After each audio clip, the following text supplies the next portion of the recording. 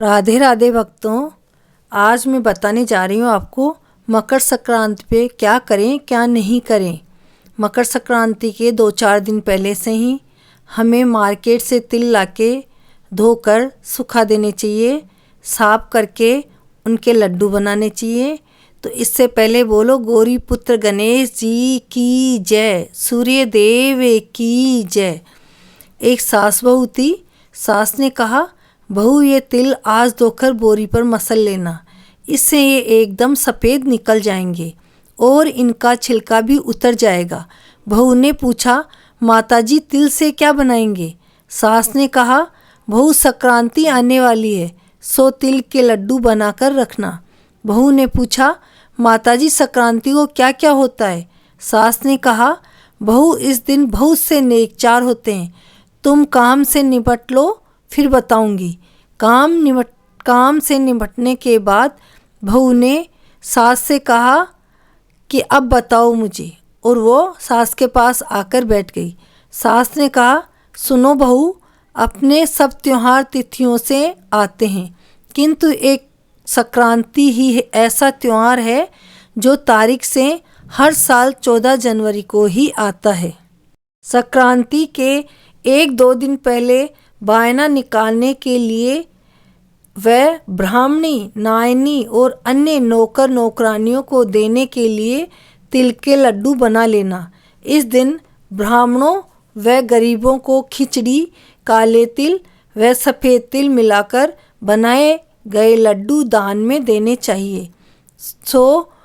हो सके तो इस दिन काले तिल पानी में डालकर स्नान करना चाहिए। काले तिल से पितरों को जल देना चाहिए और काले तिल से हवन करना चाहिए। सफ़ेद तिल की चक्की का भगवान के भोग लगाना चाहिए। संक्रांति के दिन या पहले दिन सिर धो लेवें, नहा धोकर गोटे का ओढ़ना ओढ़कर बायना निकालना चाहिए।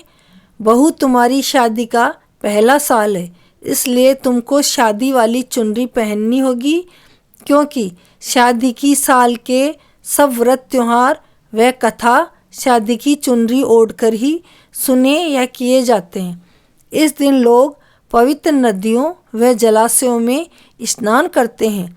जयपुर में यह त्यौहार पतंगबाजी के रूप में 2-3 दिन तक मनाया जाता है। 13 जनवरी को रात्रि को पंजाबी लोग आग जलाकर नाचते गाते हैं, मूंगफली, फुल्ले व रेवड़ी का भोग लगाते हैं और इसे लोहड़ी पर्व के रूप में मनाते हैं।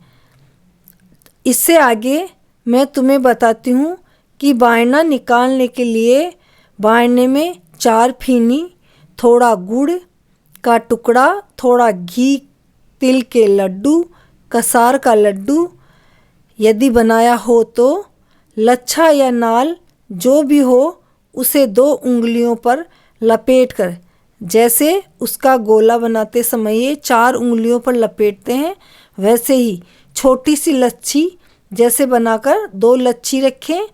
और भी कोई मिठाई जैसे दाल के लड्डू या तिल पपड़ी, कुछ भी और मिठाई हो वो भी रखें।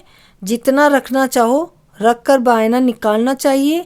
बायना निकालते समय इस प्रकार बोलना चाहिए, तिल के लड्डू करड़ कसार, सासू का जाया अमर भरतार।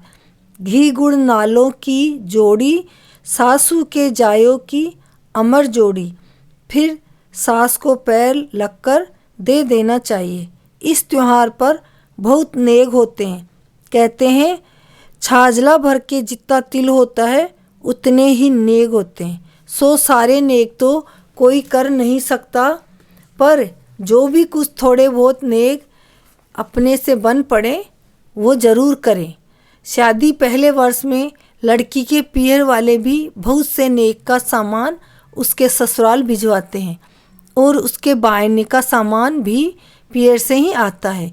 बहू ने पूछा, माताजी यह भी बताइए कि पियर से साधारणतया क्या क्या नेग आते हैं? सास ने कहा, बहू मैं तुम्हें कुछ मुख्य नेग बताती हूँ, उन्हीं में से सुविधा अनुसार लड़की वाले भेज देते हैं। इससे पहले मैं तुम्हें धर्मराज जी की कहानी बताती हूँ। जिसे सकरात से लेके अगली सकरात तक सुनना होता है। अगर तुम पूरी साल नहीं सुन सकते तो इस संक्रांति से लेकर 14 दिन या 7 दिन सुन लो। फिर जब अगली संक्रांति आए उससे पहले से ही 14 दिन या 7 दिन पहले से सुनना शुरू कर दो। उसके बाद धर्मराज जी का उद्यापन कर दो। उस उद्यापन में धर्मराज जी के नाम से जो भी आदमी औरत जिसके भी कपड़े कुछ भी लगे वो देते हैं। तो इसकी मैं पूरी विधि बताती हूँ। बहू ने सास से कहा कि मुझे मकर संक्रांति कथा कहिए। तो सास ने कहा कि सुनिए, प्राचीन काल में राजा भब्रुवाहन महोदयपुर में राज्य करता था। राजा प्रजापालक व धर्मात्मा था। उसके राज्य में हरिदास नामक ब्राह्मण रहता था। उसकी पत्नी का नाम गुणवती था। गुणवती पति धर्म का पालन करते हुए सभी व्रतों को किया करती थी। यथाशक्ति दान पुण्य भी करती थी। वृद्धावस्था में मृत्यु को प्राप्त हुई तो धर्मराज के दूत आदरपूर्वक धर्मराजपुर ले गए। वहाँ गुणवती ने देखा कि धर्मराज के सिंहासन के समीप ही चित्रगुप्त जी मृत प्राणी द्वारा किए हुए पाप पुण्य का ब्यौरा धर्मराज जी को सुना रहे थे। गुणवती यह दृश्य देख भयभीत हो कांपने लगी और नीचे मुख किए खड़ी हो गई। चित्रगुप्त जी ने गुणवती के पाप पुण्यों का ब्यौरा दिया। गुणवती के सद्कर्मों से धर्मराज जी को प्रसन्नता हुई, किंतु कुछ उदासी उनके मुखमंडल पर छा गई। यह देख गुणवती ने पूछा, हे धर्मराज, मैंने तो अपने जीवन में कोई भी दुष्कर्म नहीं किया, फिर भी आप उदास क्यों हैं? मुझे बताइए। धर्मराज जी ने कहा, हे देवी, तुमने व्रत आदि करके सभी देवी देवताओं को संतुष्ट किया है, किंतु मेरे नाम पर कुछ नहीं किया। यह सुन गुणवती ने धर्मराज जी से क्षमा याचना की और पूजा का विधि विधान पूछा। धर्मराज जी ने कहा कि जब सूर्य भगवान उत्तरायण में आते हैं तब मकर संक्रांति आती है। उसी दिन से मेरी पूजा आरंभ होती है और कथा को पूरे वर्ष श्रवण करना चाहिए। अग्रलिखित 10 अंगों का पालन करना चाहिए।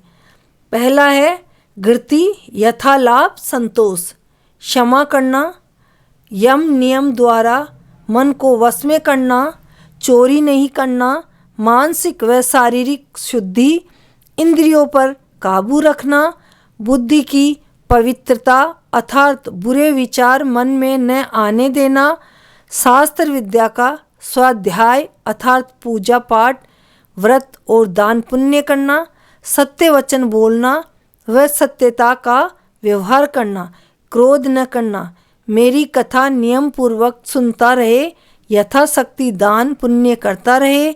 1 साल पश्चात मकर संक्रांति आवे तब उद्यापन कर दे। सोना या चांदी की मेरी मूर्ति बनवाकर विद्वान ब्राह्मण द्वारा मूर्ति की प्राण प्रतिष्ठा कर पंचामृत से स्नान करवा के षोडशोपचार से पूजा हवन करे और सफ़ेद व काले तिलों के लड्डू का प्रसाद चढ़ावें। साथ ही चित्रगुप्त जी की पूजा भी करें। प्रसाद में काले तिलों के लड्डू चढ़ावें। हमारी पूर्ण संतुष्टि के लिए ब्राह्मणों को भोजन करवाएं। बांस की छाबड़ी में 5.25 सेर धान भरकर गुरु व ब्राह्मणों को भेंट करें। स्वर्ग में चढ़ने के लिए सोना व चांदी की सीढ़ी का दान करें। रजाई, गद्दा, तकिया व सैया भी दे। इसके अतिरिक्त कंबल, चरण पादुकाएं, छत्ता, बांस की छड़ी, लोटा, डोर, 5 वस्त्र, चूड़ी, काजल, टिक्की, दर्पण, इनके सिवा जो भी बन सके, पंचपात्र, आसन, गौमुखी, माला, थाली, कटोरी आदि चीज़ें गरीब ब्राह्मण को भोजन करा के देनी चाहिए। गोदान में समर्थ हो तो श्वेत या लाल गाय मेरे लिए और काली गाय चित्रगुप्त जी के लिए दान देवें। ये वस्तु जनसाधारण के लिए है, धनी व्यक्ति इससे अधिक भी दे सकते हैं। गुणवती इस अपूर्ण कार्य को पूर्ण करने हेतु वह धर्मराज जी का प्रचार करने के निमित्त धर्मराज जी से जीवन दान मांगा। धर्मराज जी ने प्रार्थना स्वीकार करते हुए उसे जीवन दान दे दिया, जिससे उसके मृत शरीर में पुनः प्राण का संचार हो गया।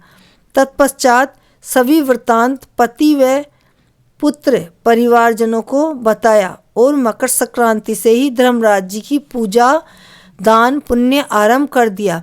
इस प्रकार गुणवती वर्ष भर धर्मराज जी की कथा सुन व धर्म के 10 अंगों का पालन कर मृत्यु के बाद स्वर्ग में पहुंची तो देवताओं ने उसका बड़ा आदर सत्कार किया। वह स्वर्ग के सभी सुखों का आनंद प्राप्त हुआ। जिस घर में स्त्रियां इस व्रत को करती है उस घर के सभी प्राणी धर्मराज के दरबार में निर्भयता से जाते हैं और धर्मराज जी के सुख आनंद भोगते हैं। उन्हें धर्मराज के दूत कुछ भी कष्ट नहीं देते।